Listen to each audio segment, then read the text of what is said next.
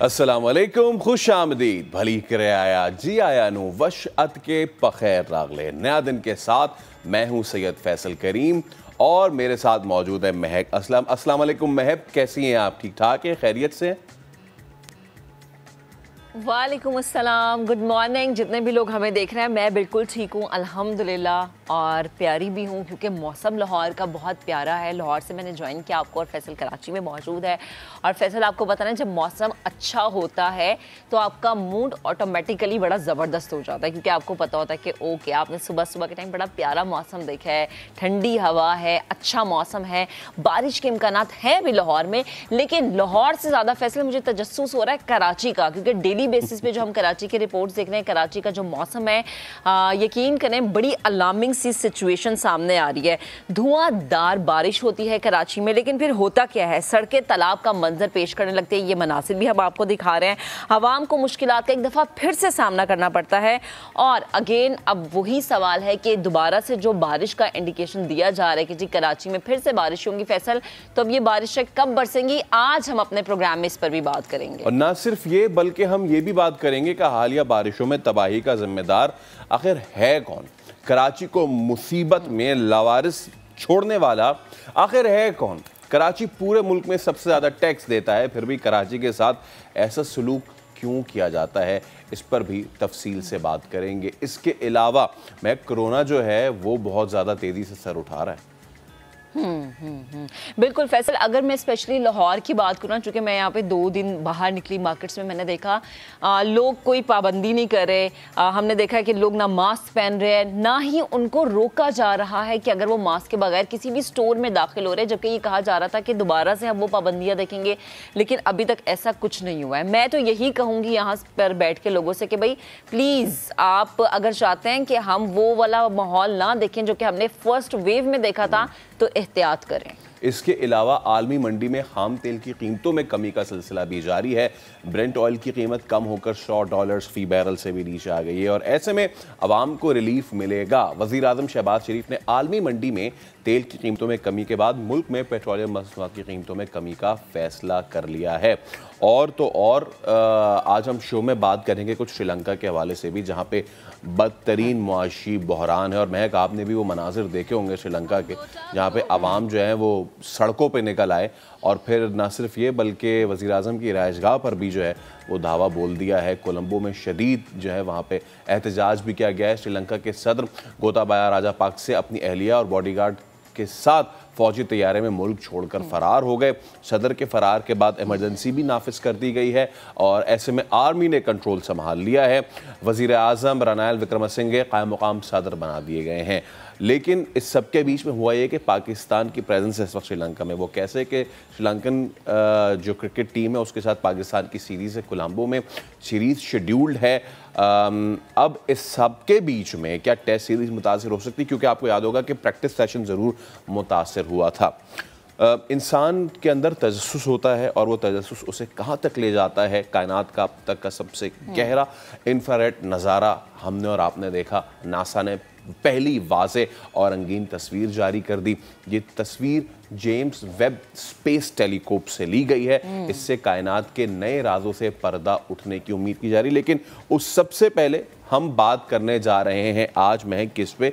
Petroleum मसनूआत सस्ती होने की रिलीफ पे फैसल, मुझे आज यकीन करें इतनी खुशी हो रही है कि हम ये बताएंगे कि भाई पेट्रोलियम मसनूआत की कीमतें अब सस्ती होने जा रही हैं। याद है आपको, हम जब बताते थे कि भाई महंगाई हो गई है, तो मैं हमेशा ये सवाल पूछती थी कि ये फुल स्टॉप कहाँ पर लगेगा। तो आई थिंक अब ये हम वो सवाल करेंगे कि ये जो महंगाई कम हो रही है, यानी जो कीमतों में कमी है, ये वाला फुल स्टॉप अल्लाह करे कभी भी ना लगे और ये कम ही होती रहे। तो भाई पेट्रोलियम मसनूआत की कीमतें सस्ती होने की खुशी की खबर जब आवाम ने सुनी तो आवाम में बेताबी हुई। और अब ये सवाल है कि भाई कितना हम ये देखेंगे कि आवाम को रिलीफ मिला है, क्योंकि अगेन वही फैसल कि हर कोई शख्स है जिसके लिए बड़ा ज़रूरी है अपनी गाड़ी में पेट्रोल भरवाना, क्योंकि ये एक वो चीज़ है जिसके बाद आप अपने ज़रिए मुआश की तरफ बढ़ते हैं।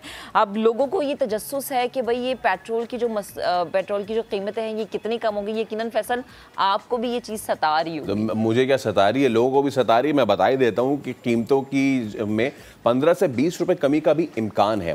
तो महंगाई के मारे अवाम में खुशी की लहर भी दौड़ गई है। पहले इस पे लाहौर से दानियाल उमर की रिपोर्ट देख लेते हैं।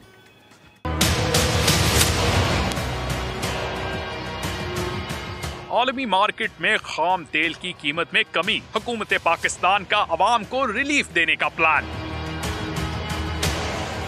लीटर पेट्रोल में 15 से 20 रुपए तक कमी मुतवक्के। लाहौरियों का कहना है कि हुकूमत इस फैसले पर बड़ी दाद की मुस्तहिक है और इससे महंगाई में कमी आएगी।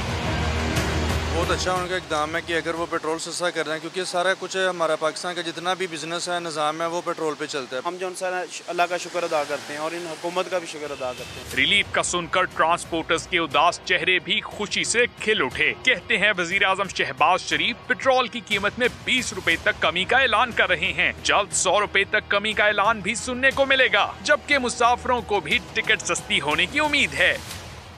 स्टेप बाय स्टेप जो है ना, ये इसकी असल पोजीशन पे ले आएंगे ताकि हम अपनी गाड़ी चला सकें। लोगों को खाने पीने की इतनी मुश्किलात आ रही है, वहाँ पर अगर थोड़े से ट्रैवल अलाउंस हमें थोड़ी सी रिलीफ मिल जाती है तो बहुत ही अच्छा होगा। खवातीन भी खुशी से निहाल हैं। कहती हैं पेट्रोल सस्ता होने से किचन के बजट में रिलीफ मिलेगा और साथ ही साथ मेकअप का सामान भी सस्ता होगा। इससे ज्यादा कम करेगा। 100 आपने इंक्रीज किया तो 150 तक आप इसको डिक्रीज करें ताकि ज्यादा अच्छे पॉजिटिव असरात और आपको नेक्स्ट टाइम मैंडेट भी मिले। राइड्स वगैरह जब हम लोग बुक करते हैं, ज़ाहिर सी बात है वी आर वर्किंग लेडीज़, तो उसमें हमें बहुत ज़्यादा जो है डिफ़िकल्टी का सामना था। और दूसरा कॉस्मेटिक जो हर लड़की की ज़रूरत है। अवामी हलकों ने तो पेट्रोल सस्ता करने के इकदाम को बेहतरीन करार दे दिया है। अब सिर्फ इंतजार है हुकूमती नोटिफिकेशन का। कैमरा टीम रिपोर्टर नवीन अली और दानिश मुनीर के साथ दानियाल उमर, समा, लाहौर। तो पेट्रोल की प्राइसेस नीचे आए ना आए, एक चीज़ होने वाली है, वो है कराची की बारिश। तो कराची वाले हो जाएं एक बार फिर तैयार। मॉनसून का दूसरा स्पेल शुरू होने वाला है। कराची समेत सिंध भर में शदीद बारिशों का इम्कान है। अभी दूसरा स्पेल कब से शुरू होगा, इस पे हम जानेंगे। माहिर मौसमियात ओवैस हैदर हमारे साथ मौजूद। ओवैस, अस्सलाम वालेकुम, बहुत शुक्रिया। ओवैस, ज़रा बताएं कि मॉनसून आज से एक्सपेक्टेड है, स्पेल कैसा रहेगा? आप दोनों को गुड मॉर्निंग। और मौसम जो है कराची में गुज़िश्ता स्पेल काफ़ी ज़्यादा इलाकों में हमने देखा कि 3 डिजिट तक रेनफॉल क्रॉस कर चुकी है। और आपको मैं बताते चलूँ, कराची का जो एवरेज रेनफॉल जो अमाउंट है वो तकरीबन 170 मिलीमीटर है। तो कराची ने शुरू के 10 दिन में ही जुलाई के तकरीबन 200 प्लस रेन देख ली, यानी कि पूरे साल का।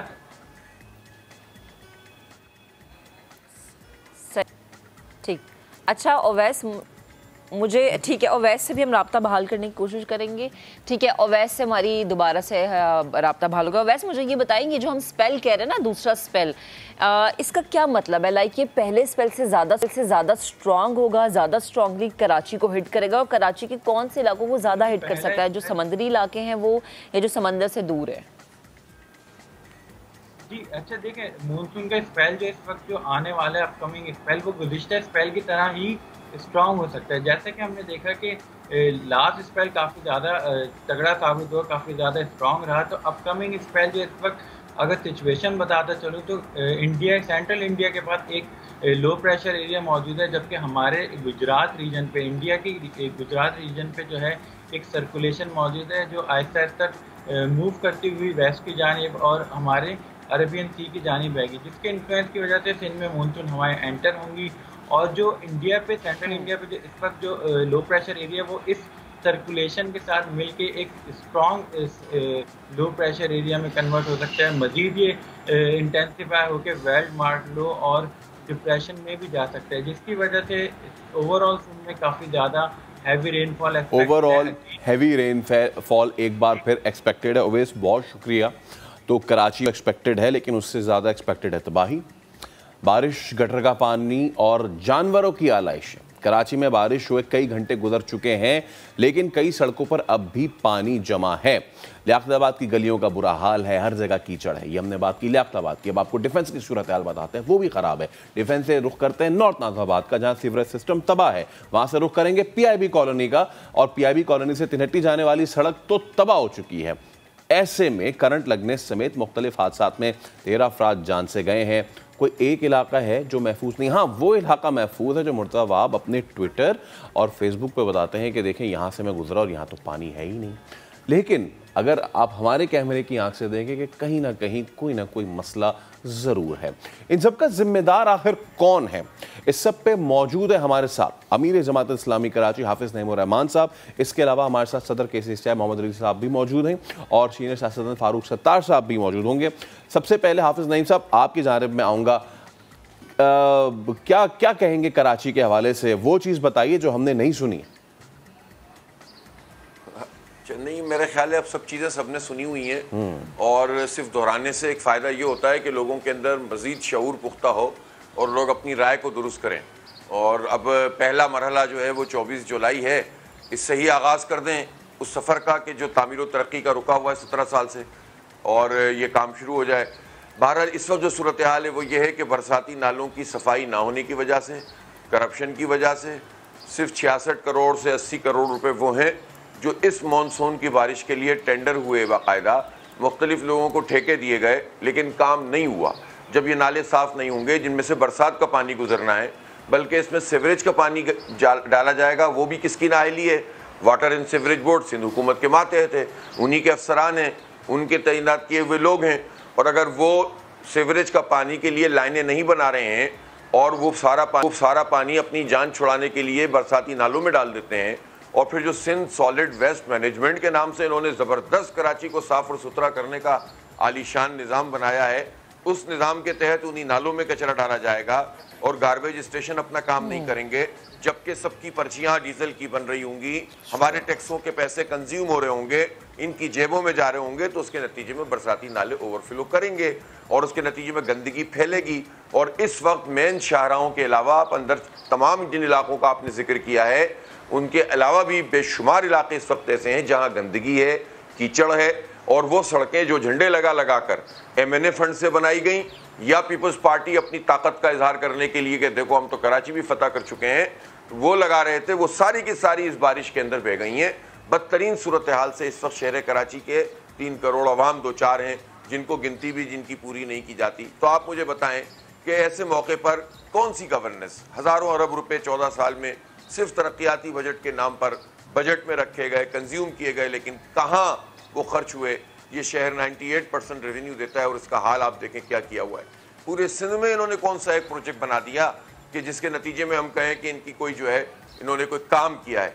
अनफॉर्चुनेटली इनके साथ जो कॉलिशन पार्टनर हैं, MQM हमेशा हुकूमत में रही है और इस वक्त भी हुकूमत में है, और एक तरफ वो पीपल्स पार्टी पे तनकीद करते हैं और दूसरी तरफ वो जरदारी साहब के ज़रिए से विफाक में मुशीर और वज़ीर लगवाने का फरीज़ा भी अंजाम दिलवा रहे हैं और साथ साथ गवर्नर की लाइन में भी लगे हुए हैं। तो इनके इशूज़ गवर्नर है, वज़ीर है, मुशीर है, और आवाम पानी में बह जाएं, लोग करंट से हलाक हो जाएं कि इलेक्ट्रिक को कोई नहीं पूछेगा, इसलिए कि सबके हिसाब किताब बंधे हुए हैं उसके साथ, और हमारे साथ ये सलूक होता रहा। ये है हमारा नोहा। लेकिन मसला ये है कि रोने से और मरसिया पढ़ने से और नोहा पढ़ने से मसला हल नहीं होगा, कहीं से तो आगाज़ करना होगा। जैसी भी लूली लंगड़ी बल्दिया है, अंधे बहरे इंतखाबात हैं, जाली किस्म की वोटर लिस्टें हैं, लेकिन मैं लोगों से अपील करता हूँ कराची के अवाम से कि वो 24 जुलाई को निकलें और इन सब लोगों से जान छुड़ाएं जो भारी मैंडेट ले लेके यहाँ से गए। आप बताएं 14 कौमी असम्बली की सीटें दी लोगों ने PTI को, लेकिन पलट के नहीं देखा इन्होंने। अब आ जाएंगे जलसा करने के लिए, बड़ी बड़ी बातें करेंगे, लेकिन पिछले साथ नहीं देंगे। तो जब कोई भी इनका नहीं है तो सही है, ठीक, बिल्कुल हाफिज साहब, बिल्कुल आपका कमेंट आ गया। मैं चाहूँगी कि फारूक सत्तार साहब भी हमारे साथ मौजूद हैं, उन्हें भी शामिल गुफ्तगू करते हैं। फारूक भाई, आप भी कराची के मेयर रह चुके हैं, ये वो शहर है जहाँ पर हालात संभलने चाहिए थे। एक होता है बदतर, एक है बदतरीन। कराची बदतरीन होता चला जा रहा है, कहेगी ये तबाही? मैं ये समझता हूँ कि देखें, ये जितनी भी हुकूमतें हैं, चाहे वो वफाकी हो, सूबाई हो या सूबाई और शहरी इदारे हों, ये इन सब की कहीं ना कहीं मुश्तरका ज़िम्मेदारी, क्योंकि शहर में या पूरे मुल्क में कहीं पर भी कोई मौसर बाइख्तियार बल्दियाती निज़ाम मौजूद नहीं है जो आर्टिकल 140A के तहत होना चाहिए। अब इसमें मैं समझता हाफिज़ नईम हो या फिर आप MQM के भी किसी नुमाइंदा को बिठा दें, नुमाइंदे को बिठा देंगे, पीपल्स पार्टी किसी नुमाइंदे को बिठा देंगे, वो सब एक दूसरे पर कहीं ना कहीं इल्ज़ाम लगाएंगे। मैं ये समझता हूँ कि जब तक शहर कराची के जो फर्जंद हैं चाहे उनका ताल्लुक़ किसी भी सियासी जमात से हो, चाहे वो किसी मज़हब से, मसलक से, रंग, नस्ल, इलाका, ज़बान, किसी से भी ताल्लुक़ रखते हो, अगर वो मुश्तरका तौर पे एक कम से कम नुकात वाले एजेंडे पर इत्तफाक नहीं करेंगे, जिसमें चलें तामीर व तरक्की का एजेंडा ले ले, एक कराची अर्बन डेवलपमेंट कमीशन का क़याम हो, जिसमें तमाम सियासी जमातों के सीनियर लोग हों जो कराची में मौजूद हैं, जो कौमी हो या सिंध के शहरों की सियासत करती हों। तो एक तो इसका हल ये कि वे फॉरवर्ड के आगे किस तरह बढ़ेंगे। फिर कराची को 4000 अरब रुपए जो टैक्स देता है तो उसे 40 अरब की खैरात मिलती है और 400 अरब रुपया इसका हक है। अगर इसे 4 साल तक मुसलसल 1600 अरब रुपए मिले तो K4 है, निकासी आब का निज़ाम है, बरसाती नालों का निज़ाम है, यानी इजाफ़ी पानी जो मैंने 65 करोड़ गैलन यौमिया इजाफ़ी पानी, फिर उसका कचरा उठाने का निज़ाम है और इसी तरीके से सर्कुलर ट्रेन है। ये कम से कम 4-5 मंसूबे ऐसे हैं और कुछ शायद बिजली के बहरान को भी एड्रेस किया जाए। अब देखें ना, ये कराची शहर का जो असल मसला है वो ओनरशिप का मसला है।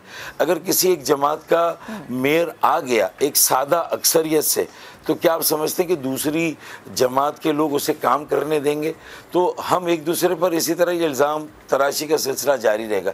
लेकिन किसी ने उठ के कहा कि कोई एक जमात, एक फ़र्द या एक तबका इस पोजीशन में कराची के मसाइल का हल दे सके। देखिए, आज तो नौबत यहाँ तक आ गई है कि एक ही सफ़ में खड़े हो गए डिफेंस और नाज़माबाद, एक ही सफ़ में खड़े हो गए डिफेंस और नाज़माबाद, ना कोई बर्गर रहा ना ही कोई बन कबाब। तो अब जब ये सूरत हाल हो तो फिर आप कहाँ जाएंगे? और हम तो पहले ही बता दे रहे हैं, तो 400 अरब रुपए का फ़ंड सालाना कराची को मिलना चाहिए जो उसका हक़ है, और फिर उसको खर्च करने के लिए जो तरक्याती मंसूबे हैं उसकी कोई मुश्तरका ओनरशिप चाहिए। मैंने आपको सारी चीज़ें समेट कर बता दी। वरना अगर एक छोटी सी मिसाल लेनी है, मैं गया था ओल्ड सिटी एरिया और खाराधर, जहाँ मैंने कुछ 4 घंटे गुजारे और 6-7 किलोमीटर में पैदल पानियों में चला हूँ, घुटनों और कमर तक पानी था। तो उसमें मसला क्या था कि वहाँ एक 12 करोड़ के फ़ंड से, जो MNA का फ़ंड था, मेरे ज़माने का, मेरा फ़ंड, मैंने उससे एक TPX का सीवरेज पंपिंग स्टेशन खाराधर के साथ बनाया, कायम किया, वाटर बोर्ड हमने दिया वो, और वो कुछ सालों तक चला। उसके बाद से बनता कि तख्ती लगाने के कौन सा मिनिस्टर आके उसका इफ्तिताह करेगा। नहीं, वो ठीक है आपकी बात फारूक भाई, और ये फिर मैंने नासिर शाह साहब को फ़ोन किया, और यही चीज़ में अगर जो है वो सवाल बना के ले जाऊं हाफिज नईम रहमान साहब के पास कि हाफिज साहब, फारूक भाई भी कह रहे हैं कि जी तख्ती लगा दी जाती है और ये सारे काम कर दिए जाते हैं। तो सवाल ये है कि यहाँ पे उन्होंने बात की मुश्तरका ओनरशिप की। मुश्तरका ओनरशिप से चलेगा ये शहर? मुझे बता दें, या फिर कोई एक बंदा आके इसको ठीक करेगा? नहीं, देखें, सीधी बात है, बाइख्तियार शहरी हुकूमत का निज़ाम बनना चाहिए। और बाइख्तियार शहरी हुकूमत का मतलब ये होता है कि जो इलेक्टेड मेयर होता है उसको बाइख्तियार बनाया जाता है इस तमाम शहरी इदारों के लिए, जिसमें वाटर एंड सीवरेज बोर्ड भी होता है, जिसमें कचरा उठाने का निज़ाम भी होता है, जिसमें तामीरात का निज़ाम भी होता है, जिसे आप KBCA कहते थे, जिसको इन्होंने SBCA कर दिया। और इस तरह से जितने भी शहरी इदारे हैं वो एक सिंगल चेन ऑफ कमांड में होने चाहिए। एक पहलू तो ये है कि ये होना चाहिए, और इसके लिए भी सबसे बड़ी स्ट्रगल जमात इस्लामी ने ही की। 29 दिन का हमने धरना दिया और एक बहुत ही कामयाब धरने के नतीजे में कुछ चीज़ें पीपल्स पार्टी से मनवा लीं।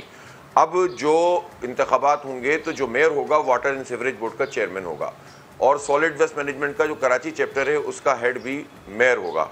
लेकिन अभी तो इब्तिदा है। जो पार्टियां इस वक्त अपोजिशन में हैं या हुकूमत के साथ हमेशा रही हैं, उनकी ये जिम्मेदारी थी कि जब ये तमाम तर चीज़ें हमसे छीनी जा रही थीं तो उस वक्त वो एहतजाज करते। उनके पास तो बड़ी ताकत थी, बड़ी क़ुव्वत थी। 35 साल तक बिला शिरकत गैर MQM इस शहर के ऊपर रूल करती रही है और हुकूमतें इनके आगे झुकती रही हैं। हर हुकूमत बनाने में इनका हाथ होता है, लेकिन इसका फ़ायदा कराची के अवाम को कभी नहीं हुआ। हाँ, पार्टी के लोगों को ज़रूर हुआ है। तो इसलिए हम ये समझते हैं कि ये तो इख्तियार की जंग लड़ी ही नहीं गई है अब। लेकिन मैं तो एक और बात कहता हूँ कि अगर जितना इख्तियार है उसके मुताबिक भी काम हो जाए तो अच्छी खासी डेवलपमेंट होना शुरू हो जाए। तो रोने गाने के बजाय जो इख्तियार है उस पर काम करें और मज़ीद इख्तियार की अवाम के साथ मिलकर जंग लड़ें। तो अब तो जो लोग इतनी अच्छी अच्छी बातें कर रहे हैं वो तो सारे वो लोग हैं कि जो कराची के इस तबाही का जिम्मेदार है। इसलिए ब्लेम गेम का मसला नहीं है। जमात इस्लामी के बारे में आप कहते हैं कि इसने तबाही की है, हमने तो नहीं की, हमने तो काम किया है। अच्छा हाफिज साहब, मैं बहुत क़ता कलामी की ब्रेक का वक्त हो रहा है, आपने बहुत अच्छा नुक्ता उठाया, ब्रेक के उस पर हाजिर होंगे तो बात करेंगे और ये भी जानने की कोशिश करेंगे जो 1100 अरब का एक तोहफा दिया गया था कराची वालों को, कहाँ है वो तोहफा। एक ब्रेक के बाद हाजिर होते हैं।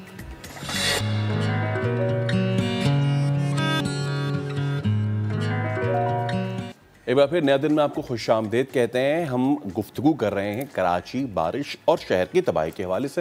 हाफिज़ नईम और फारूक सत्तार हमारे साथ मौजूद है। हाफिज़ साहब के पास मैं आऊँगा। हाफिज़ साहब, मैं फिर से आप वो सवाल दोहराता हूँ, क्या सिर्फ इलेक्टेड नुमाइंदे के बस की बात है जिस तरीके की कराची के डेमोग्राफिक्स, क्योंकि आपको पता है कि कराची में सिर्फ एक तंजीम काम नहीं करती, मुख्तलिफ कराची के इलाके मुख्तलिफ जो है इदारे चलाते हैं, तो क्या सिर्फ एक इलेक्टेड उससे हो जाएगा या फिर सबको ऑन बोर्ड लेना होगा? देखिए, सबको तो ऑन बोर्ड लेना ही होगा। कराची में जितने इदारे हैं, मैंने तो आपसे बिल्कुल वाज़ेह बात की ना कि उसूली तौर पर तो सिंगल चेन ऑफ कमांड होनी चाहिए, चाहे कैंटोनमेंट बोर्ड हो, DHA हो या दीगर इदारे हों। जब आप कराची की डेवलपमेंट की बात करते हैं तो जो है वो पानी जो है सब जगह आता है, DHA में भी आता है, कैंटोनमेंट बोर्ड्स के इलाकों में भी आता है और बाकी जगहों पे भी आता है। इसी तरह से इंफ्रास्ट्रक्चर सब यूज़ करते हैं, सड़कें सब यूज़ करते हैं, ठीक है ना। सीवरेज का निज़ाम सबके लिए बनना चाहिए, चाहे वो अंदरूनी निज़ाम कुछ भी हो, पानी का अंदरूनी निज़ाम कुछ भी हो, बहरहाल पूरा शहर होता है। 1924 का कैंटोनमेंट बोर्ड्स का एक्ट पाकिस्तान बनने के बाद क्यों चल रहा है? इसको रिवाइज होना चाहिए ताकि चीज़ें जो है वो बेहतर हों और कम से कम एक मेट्रोपॉलिटन सिटी और कॉस्मोपॉलिटन सिटी और जो माशी हब हो उसके लिए तो स्पेशल किस्म के इख्तियारात होने चाहिए, डायरेक्ट मेयर का इंतखाब होना चाहिए, पुलिस चीफ उसके अंडर में होना चाहिए। लेकिन ये तो बहुत बड़ी चाहिए कि लिस्ट है। मैं तो ये कहना चाहता हूँ कि जो फौरी तौर पर चीज़ हो सकती है वो ये है कि जो लोग जमहूरियत के दावेदार हैं और कहते हैं कि हम जमहूरियत जो है वो बहुत हमारे लिए सब कुछ है और बेहतरीन इंतकाम है और फराएं, आप तो हमारे साथ बहुत अच्छा इंतकाम ले रहे हैं।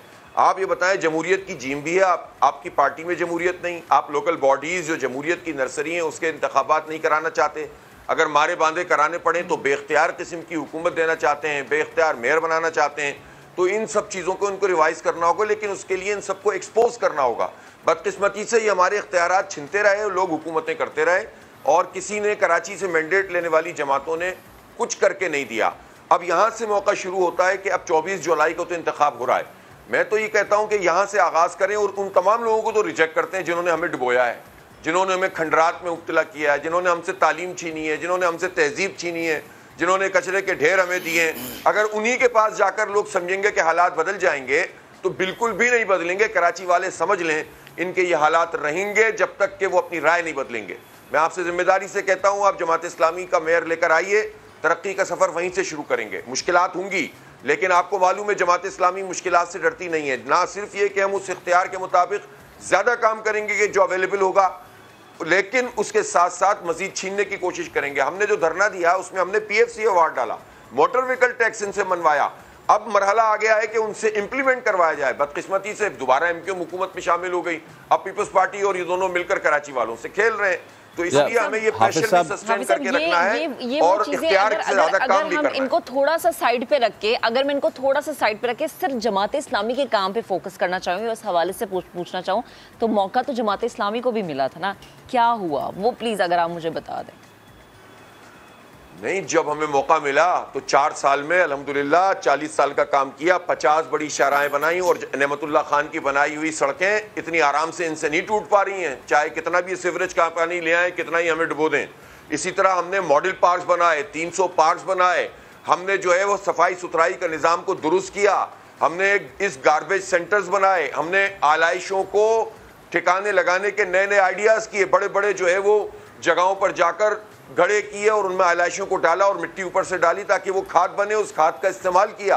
हमने इस शहर को ग्रीन किया, हमने क्लीन किया, 32 कॉलेज बनाए, हमने तो बहुत कुछ अल्हम्दुलिल्लाह किया था। ये शहर तो सब ठीक, 80% सड़कों की और गलियों की कारपेटिंग हमने कर दी थी और सीवरेज की लाइनों को पानी की लाइनों से अलहदा किया था। जहाँ जहाँ नल का अपना क्या नाम है लाइनें जाती थी वहाँ वहाँ पानी आता था। K3 मंसूबा मुकम्मल किया, K4 के लिए काम करना शुरू किया, ये काम किया है हमने, हमारा मंशूर हमारा काम है।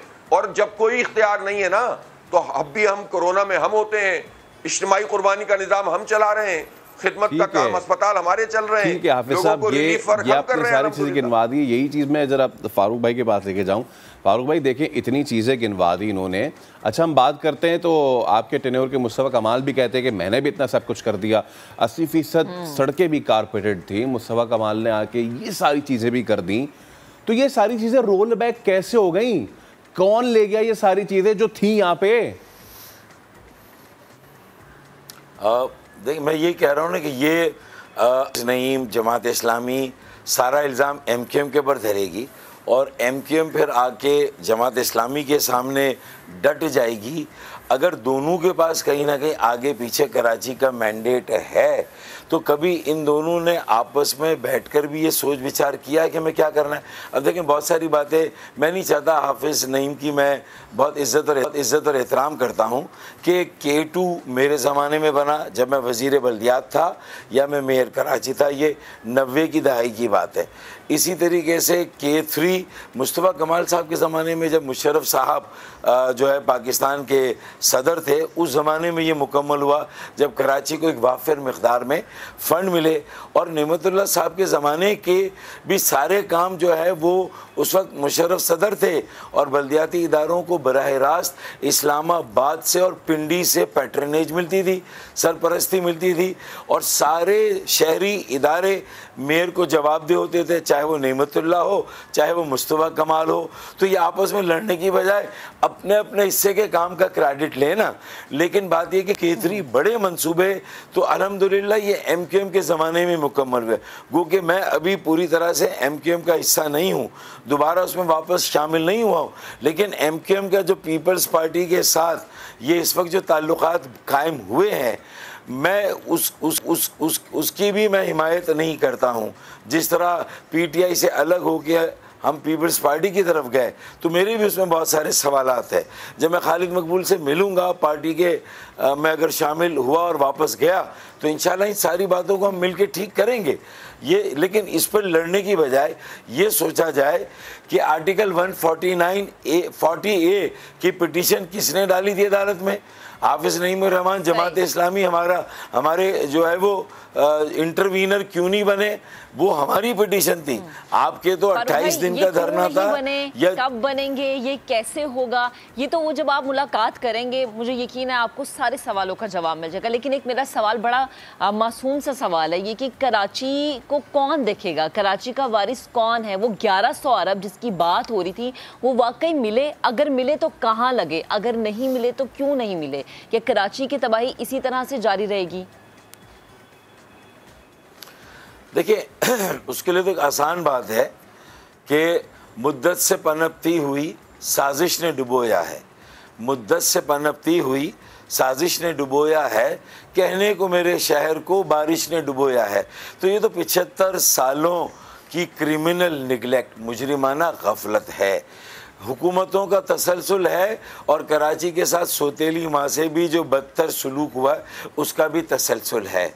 कराची को ओनरशिप ना इस्लामाबाद ने दी, ना लाड़काना और नवाब शाह ने दी। और जो कराची के भी नुमाइंदे आए तो गुज़िश्ता जो हमारा भी मेयरशिप का दौर था, MQM का भी, उसमें भी अगर इख्तिदार में थे, इख्तियारात नहीं मिले, वसाइल नहीं थे, तो फिर आपको 2 साल या 3 साल के बाद वो इख्तिदार भी पीपल्स पार्टी सूबाई सिंध के वडेरों के मुंह पे मारकर एक बड़ा धरना देते 2000 काउंसलरों का वज़ीर आला हाउस के बाहर एहतजाजी सियासत करते, उनसे मुतालबा करते कि भाई इस निज़ाम में हम उसी वक्त रहेंगे जब हमें काम करने का मौका मिले, इख्तियार मिले, या 140A के तहत इख्तियार मिले। फारूक भाई, ये आपने सारी बात की। अब हमने कोशिश की है कि सारे जब पार्टीज़ को ऑन बोर्ड लें तो शर्जील इनाम मेमन साहब भी हमारे साथ मौजूद है। शर्जील, अस्सलाम वालेकुम, बहुत शुक्रिया नया दिन से गुफ्तगू करने के लिए। बहुत ही तकलीफदेह मौके पर आपसे बात कर रहे हैं कि जब आपको भी बहुत अच्छी तरह पता है शहर की क्या सूरत हाल है। हाफिज़ नईम भी हमारे साथ मौजूद थे, सबने पीपल्स पार्टी पे इल्ज़ाम धरा है। क्या होगा कराची का, बताइए। बिस्मिल्लाह, शुक्रिया जनाब। अब आप टीवी स्क्रीन में आपको देख रहा हूँ, आप पुरानी फुटेज भी चल रही हैं। मैं ये अर्ज कर लूँ कि शहर का जो आप फुटेज दिखा रहे हैं ये हाल इस तरह नहीं है। शहर बहुत हद तक बेहतर है, मैं नहीं बोलते 100% बेहतर है, लेकिन बहुत हद तक बेहतर है। क्योंकि 2 दिन में शर्जी साहब, कता कलामी की माजरत, ये जो मनाजिर की आप बात करें ना, ये वो मनाजिर हम दिखा रहे जो कि शहर का हाल होता है। ये क्यों होता है? हाँ, इसकी भी मैं आपको जवाब दे दूँ। अच्छा, बहुत अच्छा सवाल किया। और बात ये कि जी 2 दिन में 400 मिलीमीटर बारिश पड़ी, पहली बात। सेकंड ये कि कराची में जब भी कोई बारिश होती है तो उसको आपको कहीं ना कहीं पानी को निकालना होता है, और वो निकालना होता है नालों के थ्रू। जो नाले हैं उन पे एक तो बहुत बड़ी बड़ी इंक्रोचमेंट्स हो चुकी हैं ओवर द मतलब बहुत ज्यादा सालों में। उसमें बहुत कुछ गवर्नमेंट के बड़े महकमे उनके दफातर बन गए, कुछ मीडिया हाउसेस के मेन ऑफिस जो हैं वो भी नालों पे बन गए। इस तरह की बहुत ज्यादा इंक्रोचमेंट इस तरह की हो गई। काफी बैंक्स की पार्किंग उस पर बनी हुई है, काफी बिल्डिंग्स की पार्किंग बनी हुई है। डेफिनेटली गवर्नमेंट ने पहले भी कहा जो अपने नाले मौजूद है, जो छोटी मोटी इंक्रोचमेंट थी उसको सारा खाली किया। अब ये एक डिसीजन है जिसपे अभी गवर्नमेंट गौर कर रही है, क्या हम ये बड़ी सारी बिल्डिंग्स जिसमें लोग भी रहते हैं, फैमिलीज भी रहती हैं, कहीं पे ऑफिस भी, मैंने बताया कि गवर्नमेंट के ऑफिस हैं, अगर गवर्नमेंट के ऑफिस को हम गिराते हैं तो फिर हमें वो बहुत बड़े अमाउंट पे वो सारा खर्चे करने पड़ेंगे। या जो मीडिया हाउसेज बने हुए हैं, 2 ऐसे मीडिया हाउसेज हैं जो नालों के ऊपर बने हुए हैं, उनको भी खाली कर दे, उनको भी मतलब डिमोलिश किया जाए। या फिर एक ये डिसीजन ये है। और जो बहुत ज्यादा फारूक सत्तार साहब आपके साथ बैठे हुए हैं, फारूक सत्तार साहब को भी पता होगा, ये ओवर द बहुत ये भी बता दूंगा, ये जो दफातर या गवर्नमेंट ये जो चीजें बनी है, ये पीपल्स पार्टी गवर्नमेंट आने से 15 साल से पुरानी की बात मैं बता रहा हूँ। हमने खुद ये चंडीगढ़ रोड पे ऐसी बड़ी बड़ी बैंक्स देखी हैं, I don't want to take the names, जिनके जो बैंक के जो पार्किंग है वो सारे नालों के ऊपर बनी हुई है। मतलब इस तरह का ये इंफ्रास्ट्रक्चर है। तो अब मैं जो आपका सवाल था कि शहर का हल क्यों होता है, तो एक तो हमने कहा कि हमने नाले वगैरह साफ किए, और जब पानी को निकलने में टाइम लगता है, और हाई टाइड थी, आपको पता है जब फुल मून होता है तो हाई टाइड होती है, तो हाई टाइड में पानी भी एक तरीके से अपने उसको एक्सेप्ट कर रहा होता है, जो बाकी रेल आ रहा होता है, समंदर उस तरह से एक्सेप्ट कर रहा होता है। लेकिन इस सारी चीजों के बावजूद पानी को बहुत अच्छे तरीके से निकाला गया। पूरी गवर्नमेंट मौजूद थी, ये नहीं बोला गवर्नमेंट की मशीनरी मौजूद थी, पूरी गवर्नमेंट सड़कों पर मौजूद थी। चीफ मिनिस्टर खुद मौजूद थे, सारे कैबिनेट उनकी मौजूद थी, चीफ सेक्रेटरी खुद मौजूद था, commissioner, deputy commissioner, DC, sweeper से लेकर हर शख्स जो है सड़कों मौजूद था, और वो पानी को ये निकाल रहा था। इसके बरक्स मैं आपको बताऊं कि पिंडी में भी बारिश हुई, केपीके में भी हुई, बलुचिस्तान में भी, बाकी जगहों पे बारिश हुई। मुझे किसी एक जगह बताएं जहाँ पे गटरों पे खड़े हों वहाँ के चीफ मिनिस्टर या मिनिस्टर या पूरी इंतजामिया खड़ी हो। ईद के सेकंड डे पे हम अपनी कॉन्स्टिट्यूंसी में ईद करते हैं, हम सब लोग ईद के सेकंड डे पूरी कैबिनेट आपको रस्तों में नजर आई। सबने अगर फैमिली हमारी भी होती है, बच्चों की हमारी भी एक्सपेक्टेशन होती है, हमने कहा कि नहीं, क्योंकि हमारा ये फर्ज है कि जी हमें एक जगह पर कहीं प्रॉब्लम है तो हम सबको वहाँ पहुँचना है। सबने अपनी उस ईद को कॉम्प्रोमाइज करके सब उन जगहों पर पहुंचे, और सबने इस पूरे प्रोसेस को खुद ओवरसी किया। अब मुझे सिर्फ ये बता दें, और अभी मैं ये कह रहा हूँ कि 95% हमने पानी को निकाला। कुछ ओल्ड सिटी एरिया में के इलाके हैं जहाँ पे ड्रेन को एक्सेप्ट नहीं करा था, तो वहाँ पे भी मैनुअल स्वीपिंग चल रही थी, अंडर पासिस को खाली कराया गया। अब अगर आपको कोई भी क्वेश्चन है कि अगर गवर्नमेंट की नाअहली है तो प्लीज हमें बताएं, मैं हर चीज का जवाब तफसीली देने के लिए तैयार हूं। अच्छा शर्जील साहब, आपने thank you so much for pointing out कि कौन कौन सी बड़ी इमारतें हैं कि जो कायम हैं तजावुज़ात की सूरत। क्या समझें इसका? या तो 2 ऑप्शन है शर्जील साहब, या एक तो यह है कि मिटा के पूरा शहर इसको दोबारा से नया बना दें, या फिर दूसरा है कि अगर इतने बड़े बड़े ताकतवर लोग इंक्रोचमेंट करके बैठे हैं और अगर आप इनको नहीं गिरा सकते तो फिर इनसे बात कर लें। कोई तीसरा ऑप्शन अगर है तो वो भी बता दें। ये आपने अच्छा सवाल किया। अगर 2-4 इंडिविजुअल्स हों जो बहुत ताकतवर हों तो हम उनकी बिल्डिंग्स को गिरा सकते हैं, जहाँ पर, लेकिन उसके बरक्स जहाँ पे पब्लिक इंटरेस्ट शुरू हो जाता है, थर्ड पार्टी इंटरेस्ट शुरू हो जाता है, वहाँ पे आपको मोहतात रहना पड़ता है। जिस तरह आपका एक नस्ला टावर गिरा था, नस्ला टावर सुप्रीम कोर्ट के जजमेंट के बाद गिरा, लेकिन आपने देखा कि it was not a popular decision. हर आदमी जो है वो सारी नई सारी फैमिली है वो बेघर हो गई है। अनफॉर्चुनेटली मैंने कहा कि यहाँ पे जब इंटरेस्ट अब कुछ और हो जाए कि वहाँ पे अगर सैकड़ों लोग, हजारों लोग उन बिल्डिंग में रह रहे हों जो अगर नालों के ऊपर बनी हुई हो, चाहे वो नॉर्थ नाजमाबाद हो, चाहे वो कोरंगी के एरिया में, बहुत सारे एरिया से मैं नाम ले सकता हूँ जहाँ पे इस तरह की चीजें ये नालों के ऊपर चीजें बनी हैं। अनफॉर्चुनेटली अब उनको अब लेकिन ये भी मैं कहता हूँ कि गवर्नमेंट ने कल भी डिसाइड, हम चीफ मिनिस्टर साहब मीटिंग में करते थे और इसी पे डिस्कशन हो रहा था, क्या अब हम इस तरह का स्टेप लें कि हम वो जो मेन बड़े स्ट्रक्चर हैवी आरसीसी स्ट्रक्चर्स है उनको गिराने जाएं, और कभी गिराने जाएं तो वो लोगों को अब तक कहीं उनकी नकल मकानी, उनके लिए प्रॉब्लम्स, मतलब there are many issues.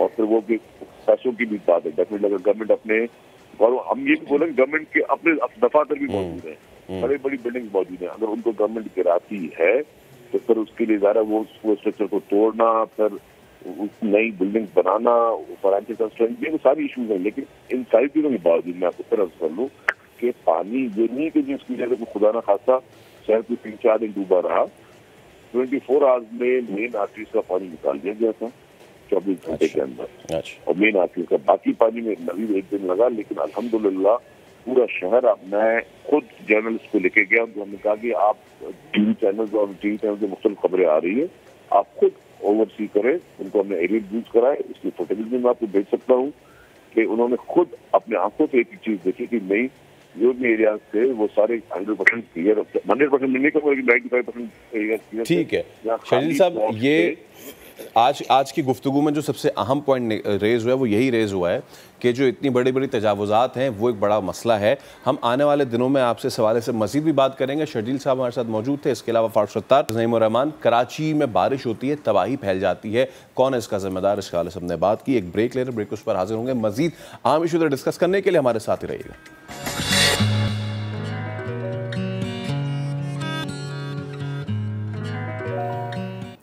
Welcome back. एक अहम खबर आपके साथ शेयर करें। शिमाली वज़ीरिस्तान से पोलियो का एक और केस सामने आया है, जिसके बाद अब तक पोलियो केसेस की तादाद 12 हो गई है। बात करेंगे इस्लामाबाद से इस समय की नुमाइंदा अरहम खान से। जी अरहम। शिमाली वज़ीरिस्तान से पोलियो के 12वें केस की तस्दीक हुई है और बच्चे की उम्र 21 माह है। और अब तक रिपोर्ट होने वाले जो तमाम पोलियो केसेस हैं उनका ताल्लुक शिमाली वज़ीरिस्तान से है। और बच्चे की जो माजूरी थी वो 18 जून को रिपोर्ट हुई थी और बच्चे का ताल्लुक मीर अली यूनियन काउंसिल 2 से बताया जा रहा है।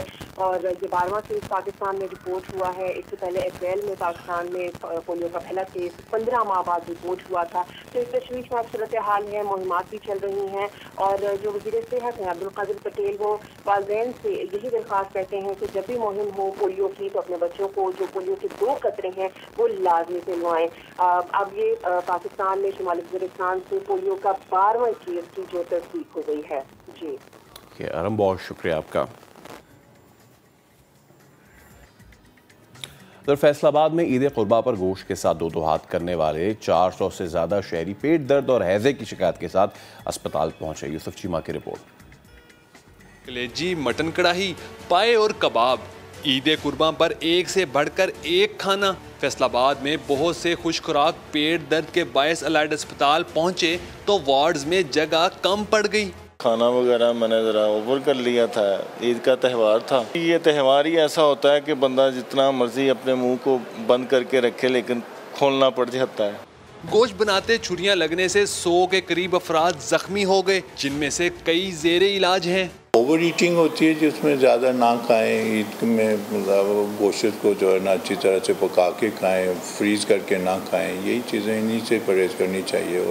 ईद ट्रैफिक हादसात में 1500 से ज़ायद अफराद को एमरजेंसी मुंतकिल किया गया। कैमरामैन रिजवान साबरी के साथ यूसुफ चीमा, समा, फैसलाबाद।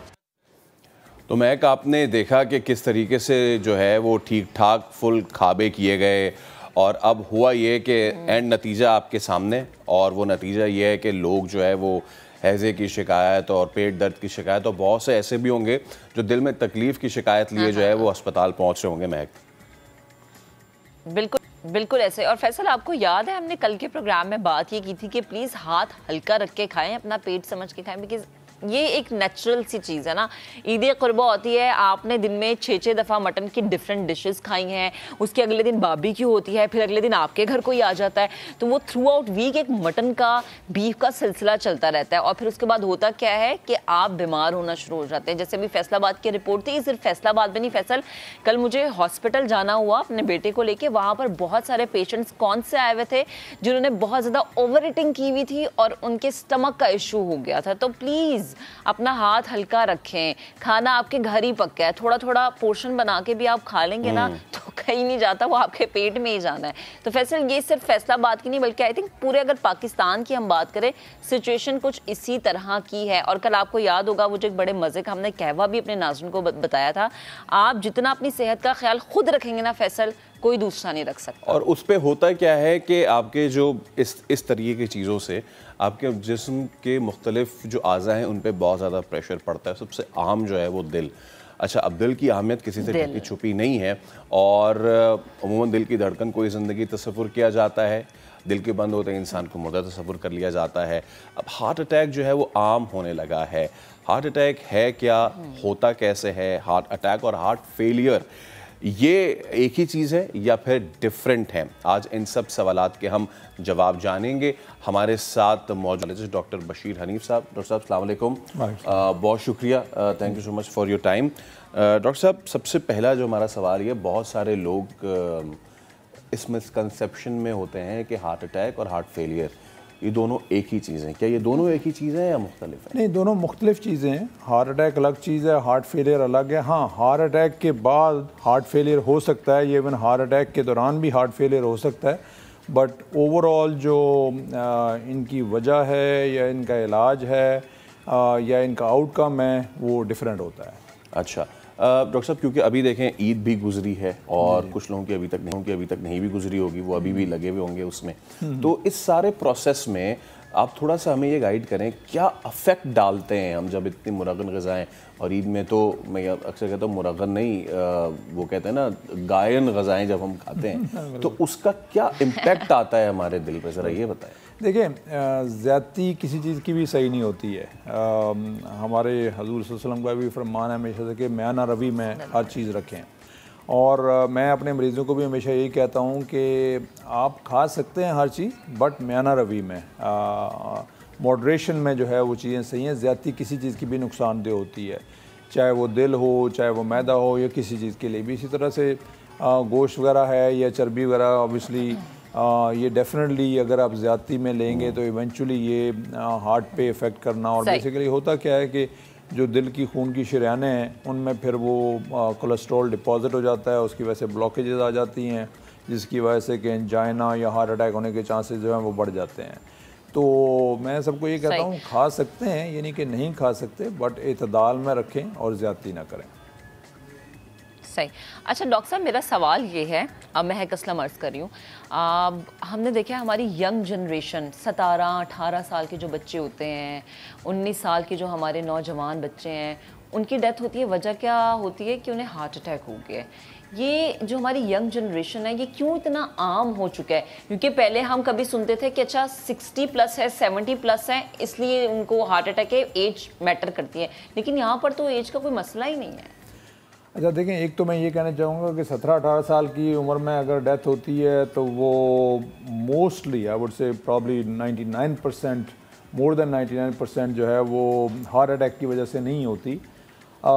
उसमें कोई बाय बर्थ वजूहत होती हैं या कुछ सर्टन इलेक्ट्रिकल रिदम के इश्यूज होते हैं, जिसकी वजह से अगेन वो भी कंजेनिटल या बाय बर्थ होते हैं और उसकी वजह से जो है वो सडन डेथ होती है, बट हार्ट अटैक की वजह से नहीं होती। हाँ, ये आपकी बात बिल्कुल दुरुस्त है कि हमारे यहाँ पाकिस्तान में जो है बहुत यंग लोगों में जो है वो अब हार्ट अटैक जो है वो होने लगा है।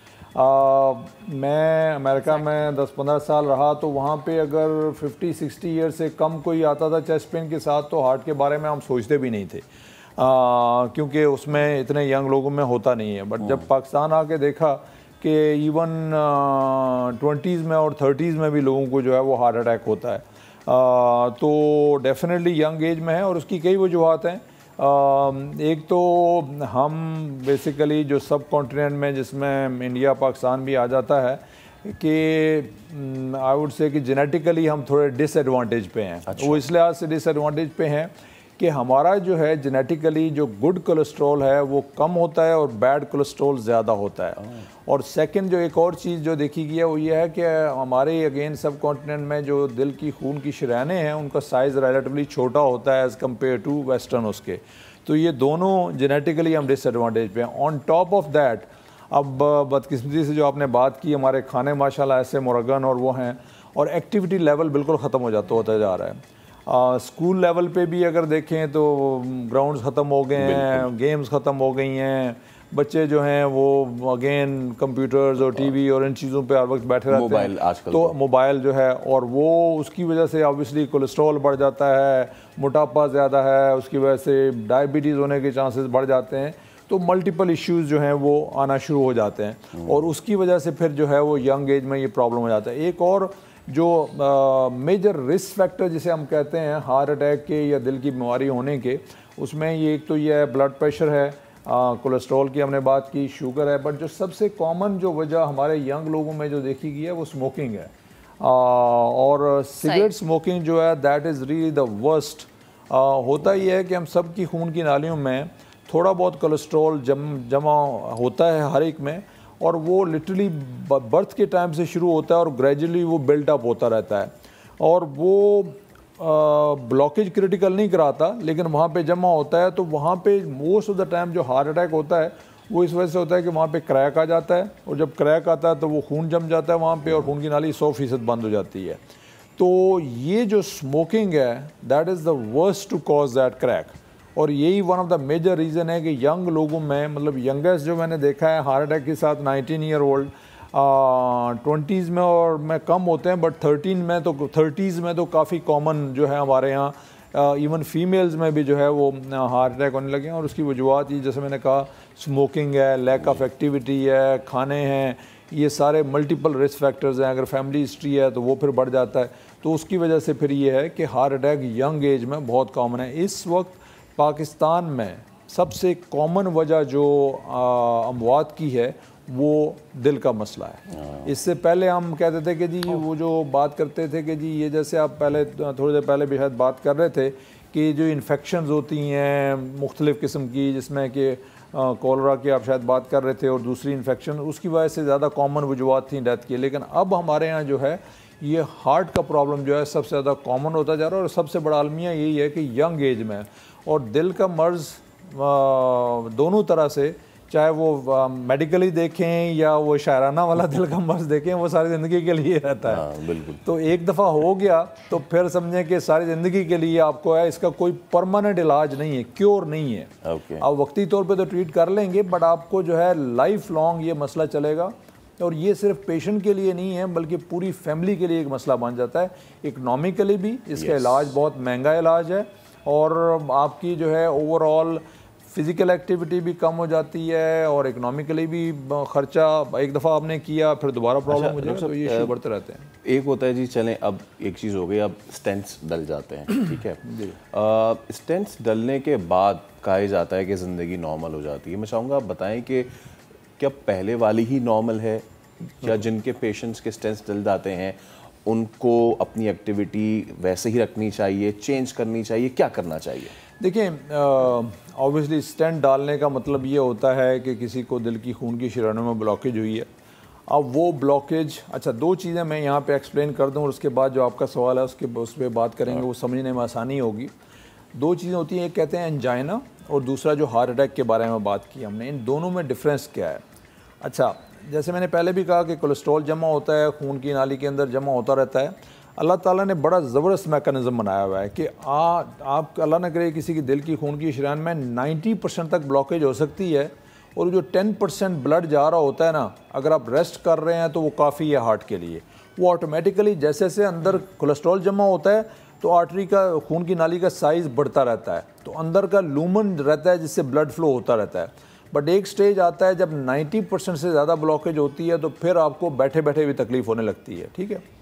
तो अगर कोई एक्टिव है तो वो इवन जो 70% पे जाके उनको सिम्टम होने लगते हैं, और वो होता है कि चलने फिरने में उनको चेस्ट में डिस्कम्फर्ट होती है, रेस्ट पे आराम आता है। इसका मतलब है जब चलते हैं तो हार्ट को ज़्यादा ब्लड चाहिए होता है, ब्लॉकेज की वजह से नहीं मिलता, तो फिर उनको वहाँ पे वो तकलीफ़ होने लगती है। इसको हम कहते हैं एंजाइना, ठीक है, कि चलने में पेन होता है, रेस्ट पे आराम आता है। और एक बात और याद रखें कि दिल का दर्द कभी भी एक पॉइंट पे नहीं होगा, चुभन नहीं होगी, कभी शार्प नहीं होगा, हमेशा कम से कम मुट्ठी साइज एरिया में होता है, और भारीपन, घुटन या दबाव महसूस होता है।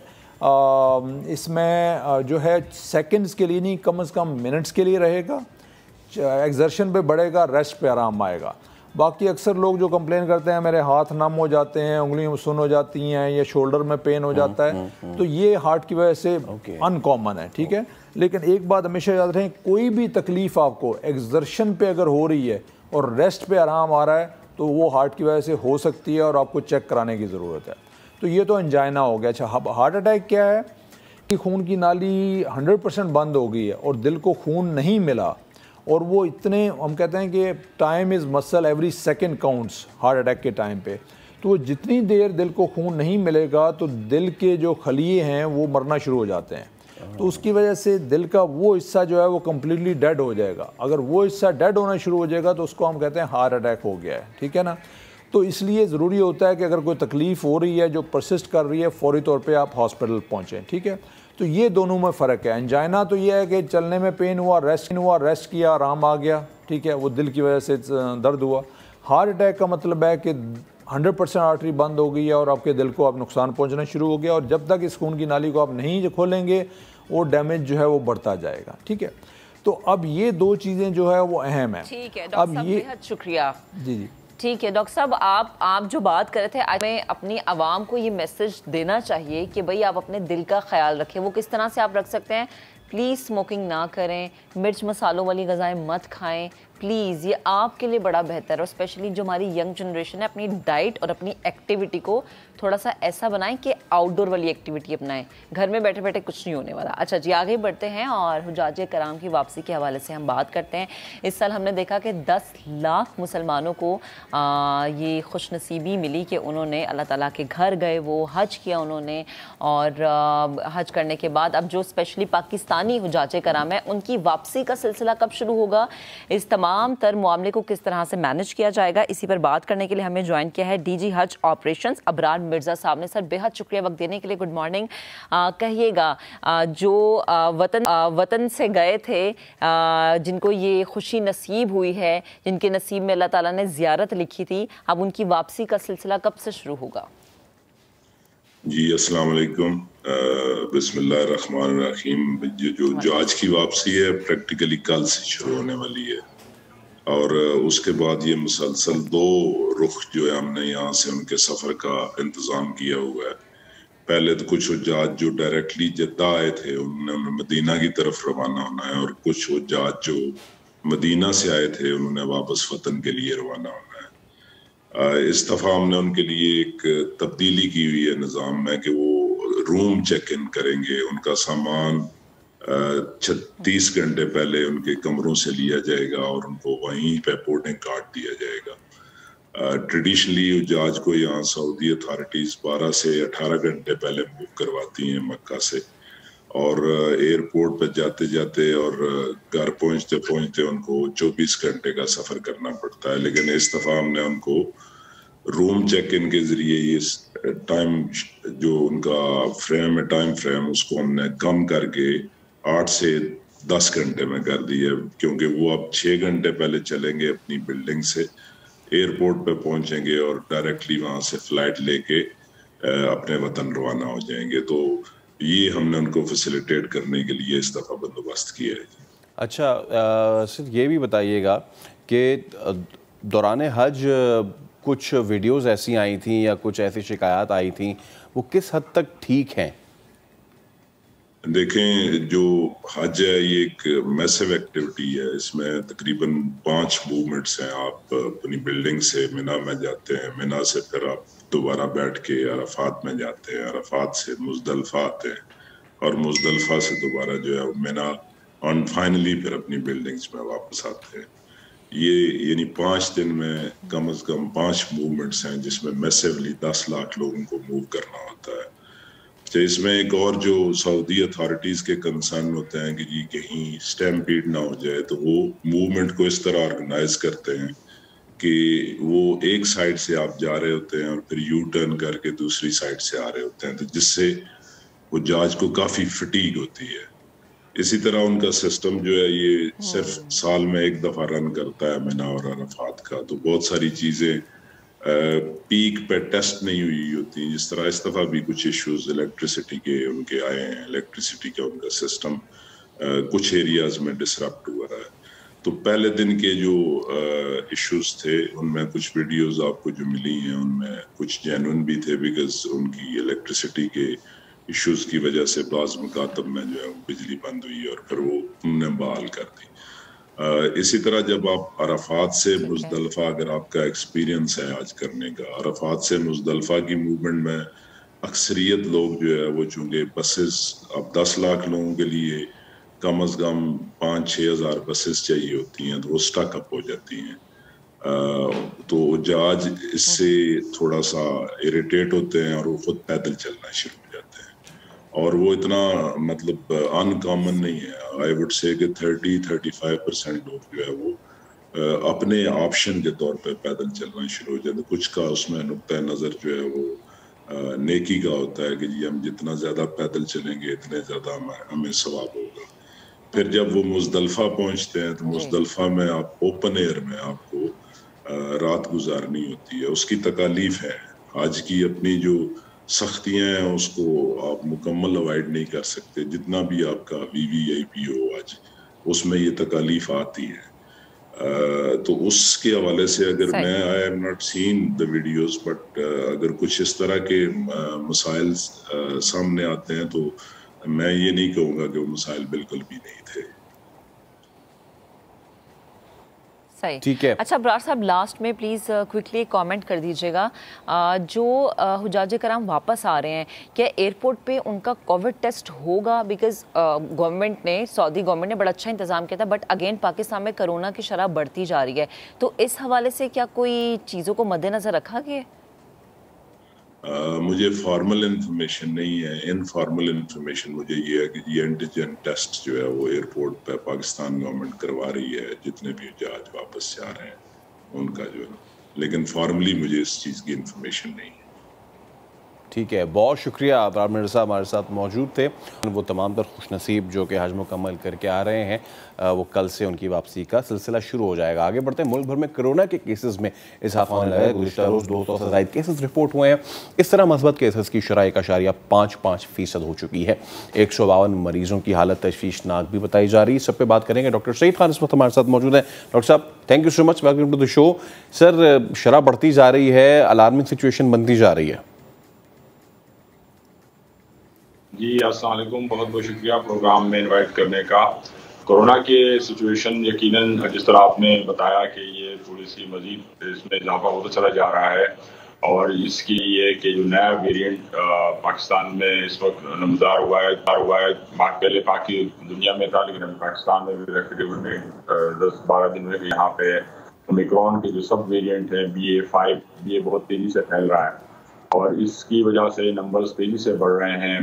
दूसरी वजह ये है कि हमारे यहाँ काफ़ी SOPs की खिलाफ वर्जी बहुत कॉमन है। लोग समाजी फासले का ख्याल नहीं रखते और मास्क का इस्तेमाल नहीं करते, जिसकी वजह से ये नंबर्स अब मज़ीद तेज़ी से बढ़ेंगे। स्पेशली जो ईद के मौके पे काफ़ी ज़्यादा गैदरिंग्स भी हैं, और अगर उन गैदरिंग में कोई इन्फेक्टेड था तो अब हफ्ता 10 दिन बाद वो उसकी इफेक्ट सामने आएगा, वो नंबर मज़ीद तेज़ी से बढ़ेंगे।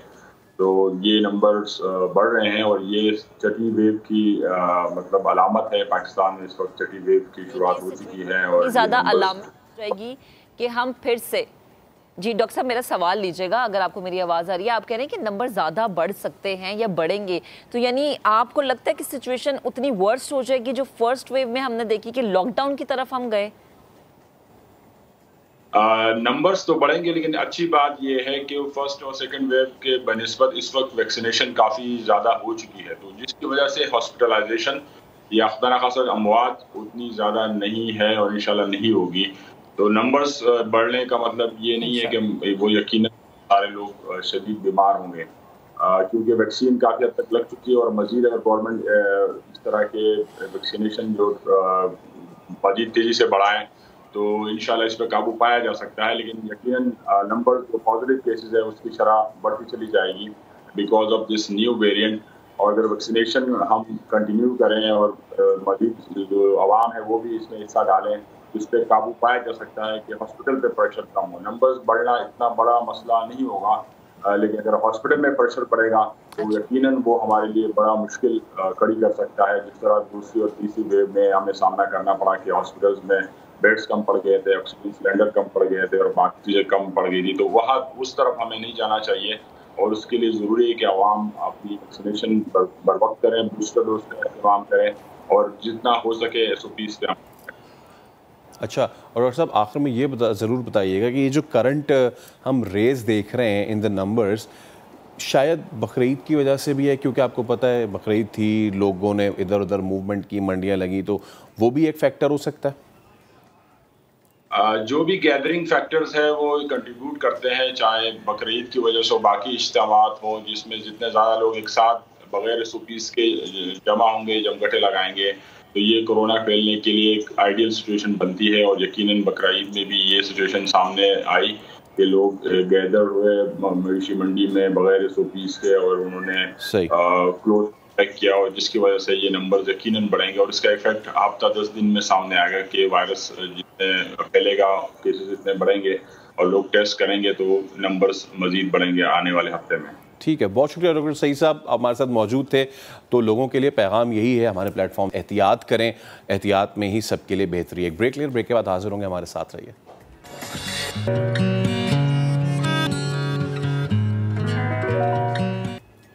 Welcome back.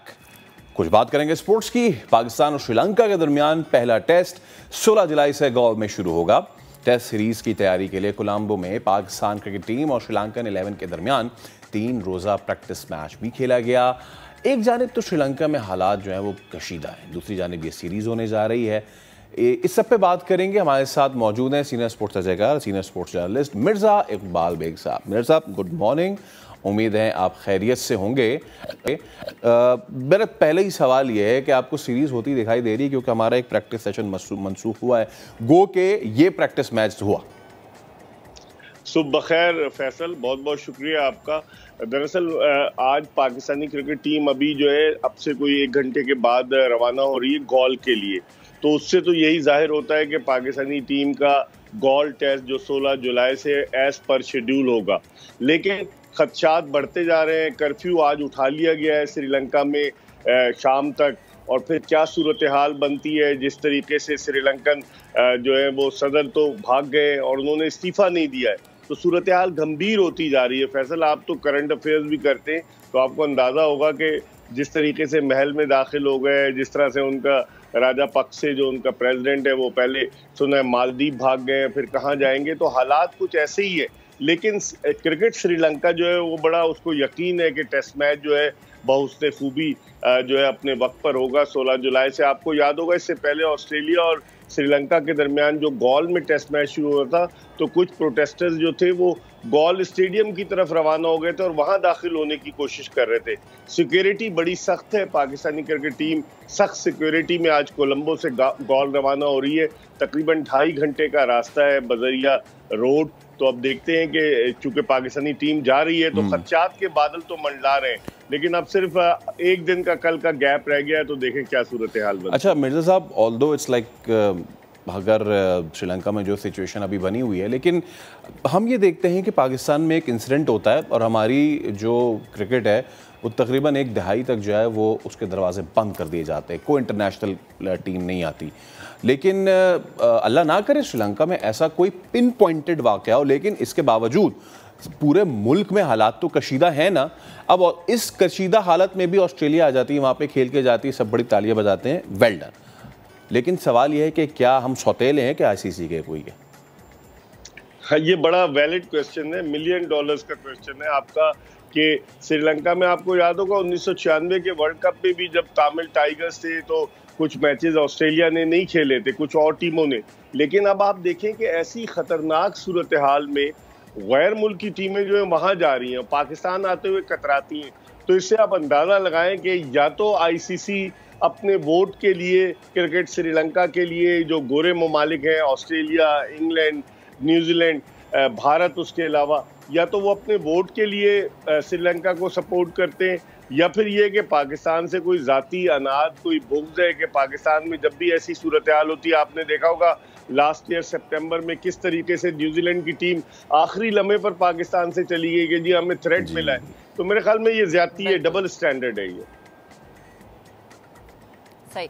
अच्छा मिर्ज़ा भाई, श्रीलंका की स्पिनिंग विकेट होती है और हम देखते हैं कि ऑस्ट्रेलिया जैसी टीम भी वहाँ पर आकर मुश्किल से दो चार हो जाती है, तो पाकिस्तान की क्या पोजीशन देख रहे हैं इस लिहाज से? देखिए, अगर हकीकत की निगाह से देखा जाए तो स्पिन ट्रैक है। जिस तरह पहला टेस्ट मैच जो ऑस्ट्रेलिया जीता था गॉल में, वहाँ पर 24 विकेटें जो थी वो स्पिनर्स ने जो ली थी 30 में से। और ये जो दूसरा टेस्ट मैच जो कि श्रीलंका जीता है 3 दिन में, वहाँ भी श्रीलंका के लेफ्ट आर्म स्पिनर जयसूर्या ने बड़ी उम्दा बॉलिंग का मुजाहरा किया। तो I think it will be a battle between spinners and batters. बैट्समैनों के दरमियान और स्पिनर्स के दरमियान मुकाबला होगा।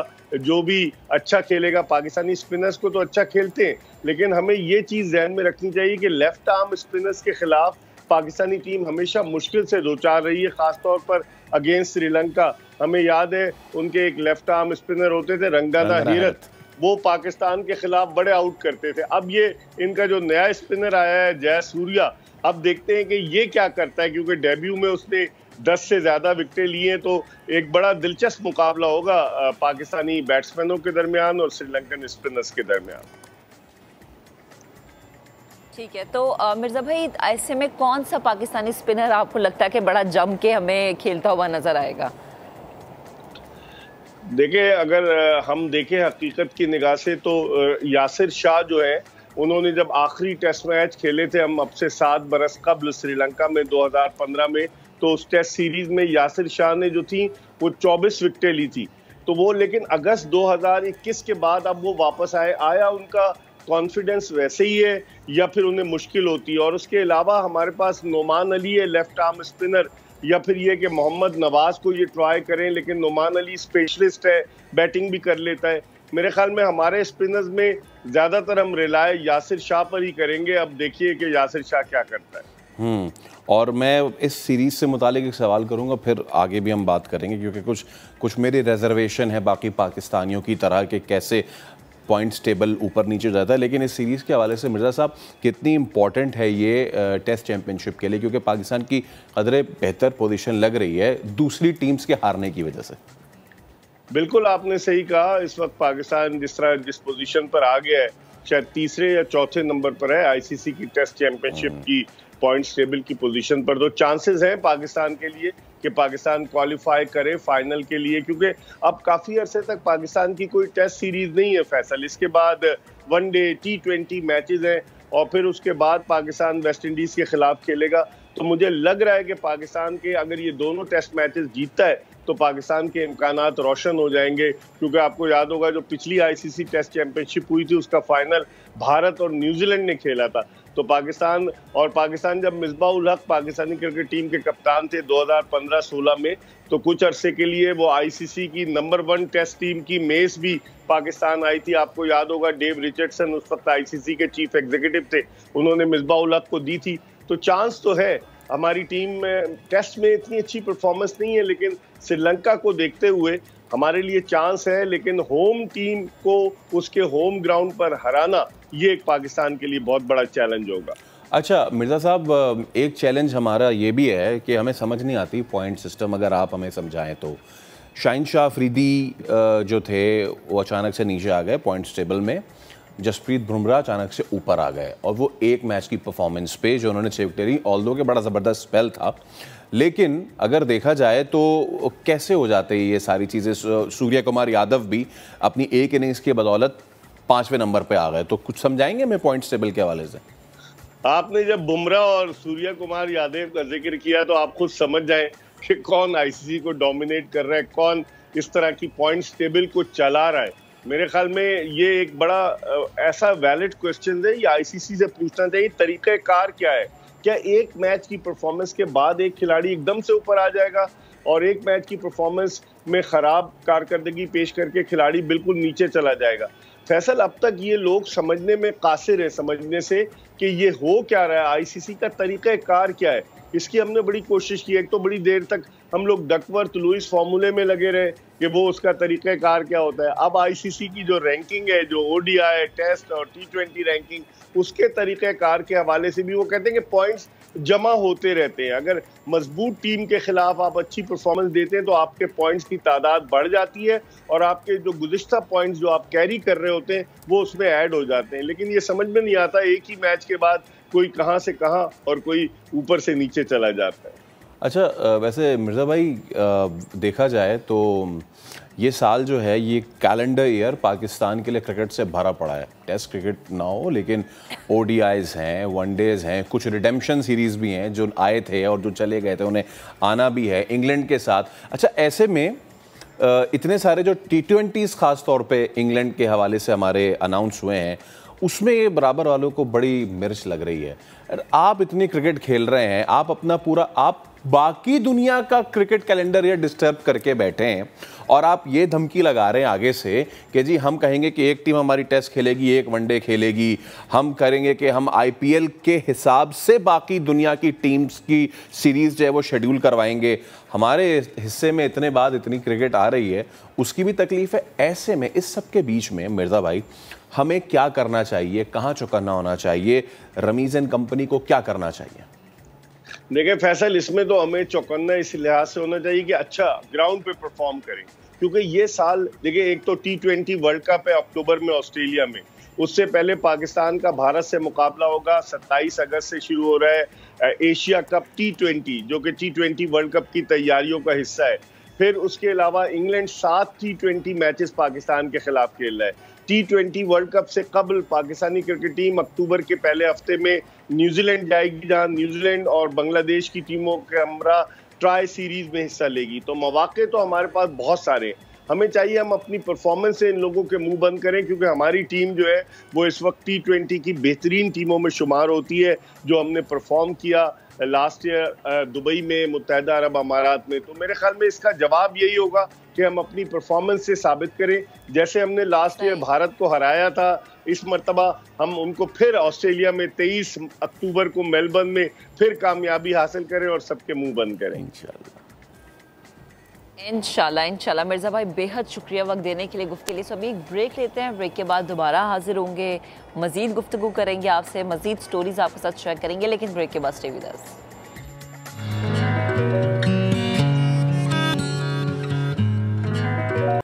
Welcome back. श्रीलंका में माशी बहरान की अगर बात की जाए तो वो अब सियासी सूरत-ए-हाल इख्तियार कर गया है। सदारती महल पर काबिज मुश्तइल अवाम वज़ीर आज़म हाउस में भी दाखिल हो गए।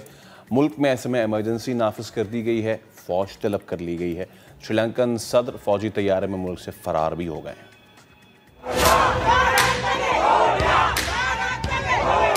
गो गोटा गो। श्रीलंका में मौशी बहरान के खिलाफ अवाम सरापा एहतजाज। सदारती महल पर कब्जे के बाद वजीर आजम हाउस पर धावा बोल दिया।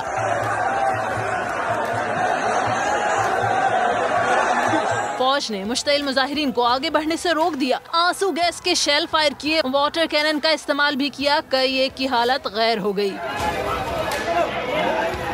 वजीर आजम ने मुल्क में इमरजेंसी नाफिज कर दी। मगरबी सूबे में कर्फ्यू लगाकर लोगों को घरों में रहने की हिदायत कर दी। मुजाहिरीन सरकारी टीवी के दफ्तर में दाखिल, नशरियात मुअत्तल कर दी। पार्लियामेंट स्पीकर ने वजीर आजम रानिल विक्रमासिंघे को कायम सदर बना दिया। दिहाइयों के बदतरीन मुआशी बहरान पर अवाम विक्रमा को भी इक्तदार में नहीं देखना चाहते।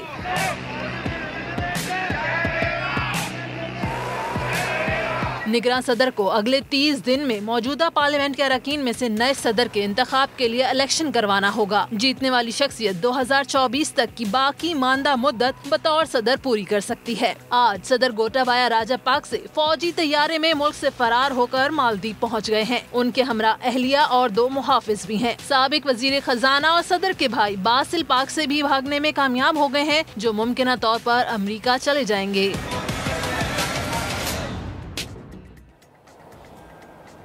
अब आपको बताएं कि आंखों में अच्छे ख्वाब सजाए हमारे नौजवान बाज़-औक़ात शॉर्टकट ले लेते हैं और फिर शॉर्टकट लेते हुए गैर कानूनी तरीके से जब वो बैरून मुल्क जाने की कोशिश करते हैं तो इंसानी स्मगलिंग में मुलव्विस अफराद के जब हाथों वो लग जाते हैं तो उन पे बहुत ज़्यादा जुल्म ढाए जाते हैं। अभी क्या क्या जुल्म होते हैं। खुशकिस्मती से एक नौजवान बचा इंसानी स्मगलिंग करने वालों के चुंगल से। सियालकोट का ये रिहायशी है जिब्रान, जिसने हमारे नुमाइंदे शहजाद अहमद से बात की है। उनकी कहानी उन्हीं की ज़ुबानी आपको सुनवाते हैं।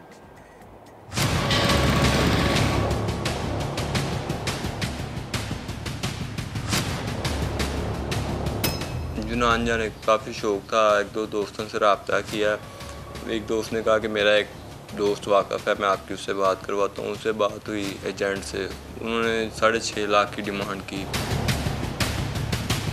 5.5 लाख तय हुआ, 5.5 लाख ने अदा किया और उसके बाद लाहौर के लिए रवाना हो गए। लाहौर से कोयटा पहुँचे। कोयटा जब पहुँचे वहाँ से आगे से एजेंट के आदमी ने मिल लिया और ईरान शहर की तरफ रवाना हो गए। जब ईरान शहर पहुँचे हैं तो वहाँ पे आगे इन्होंने गाड़ियों में डाला है, छोटी कारों के अंदर 20-20 बंदे डाल रहे थे।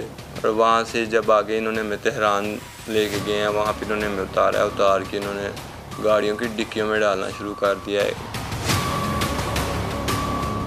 26 घंटे सफ़र किया, ना कोई सांस लेने की जगह, ना पानी, ना कोई खाना पीना, बहुत परेशान थे हम। और वहाँ पे आगे इन्होंने मैं उतारा है, वहाँ जंगल पहाड़ इनके अंदर से गुजर के 24 घंटे पैदल चलना।